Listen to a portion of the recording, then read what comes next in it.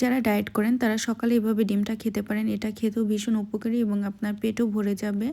যদিও আজকের ভিডিওটা এত গোছালো না, অনেক এলোমেলো, কারণ আমি ভিডিওটা হাত দিয়ে করেছি।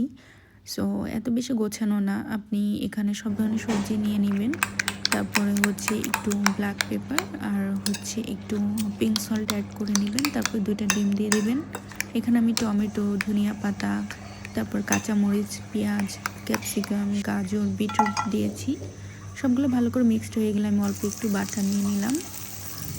তারপর বাটারটা যখন একটু গলে আসবে এর উপরে আমি ডিমের মিশ্রণটা দিয়ে দিব। দেওয়ার পরে এটাকে সবজিটা সব দিকে ছড়িয়ে দিব যাতে সবজিগুলো একটু হাফ বয়েল হয়।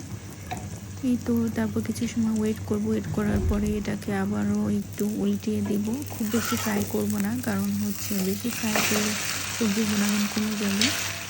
তো এগুলো কাঁচাই খাওয়া যায়, আমরা সালাদ হিসেবে খাই। তো খুব বেশি ফ্রাই করার দরকার হবে না।